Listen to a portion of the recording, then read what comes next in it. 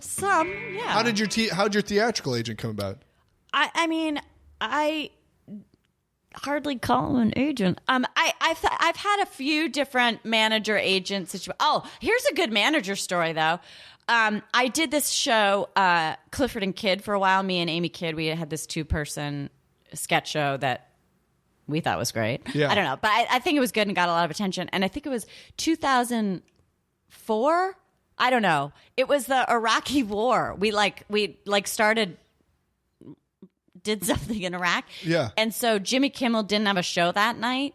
And we were friends with a lot of people that worked there. And so like a bunch of their staff came to our show because basically there was no TV that night. Right. Like, TV was down because we were watching the war. Right. And so anyway, they came and at that point, the talent bookers were these 2 managers. They were also managers and talent bookers. Right. So they came to the show and then signed us. Oh, that's wonderful. Because of the war, we got managers. It's a wonderful life, I feel like. Totally. If he doesn't save his brother, all those people die in that transport. Yeah. So that was kind of like, we're not still with them, but we still think they're great people. But that's a great story. But that's kind of random. Have you found a lot of your stuff has come from connections then? Every single thing. Everything. Because I was just going to say, you mentioned people from The Office. You were on an episode of The Office. Oh, yeah. That's because I was friendly with people. I think everything I've done is because I've known someone. Everything.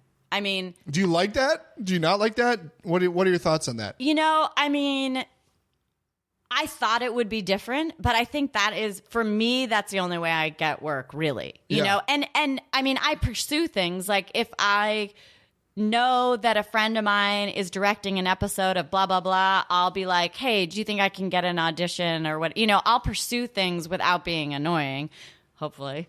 That's tough to do. It's tough, right? But I try to do, and I don't call everyone just because I see that I know someone who's doing a pilot. I don't necessarily reach out because you also don't. What if they're looking for an all-black cast? Right. Then you're an asshole. So, but yeah, I think that people enjoy working with me. So I guess if I've worked with people, then sure. But yeah, I would say most things that I've gotten. Do you find that makes it easier or harder? Which? What? Like, these people, so then you get an audition. Do you find that to be an easier audition or a harder one because you got the audition because you knew people? Oh, well.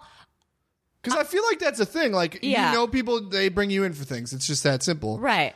Is that a positive or is that a negative in that regard? I think it's fine. I don't care how I got there. Then I have to show up. I mean, I have to do a good job. I do hate auditioning for friends. Yeah. I hate having friends in the room. It's the worst. It's just like, I don't know why. It's just... Well, it's an awkward situation, and then to be in an awkward situation around people you know is awkwarder. Yeah, totally. It's just, I don't know. But no, I mean, whatever. That's how... But that's how like work happens. Like if we worked in a factory, like, and if we needed like a new inspector on line 5, like, wouldn't you think to call your friend or whatever? I don't know. I just new inspector on line 5. You get like on the inside of your shirt, like inspected by number 629. Like, who's that guy? Right? It's probably a computer nowadays. I feel, or somebody in a sweatshop, H&M. Right.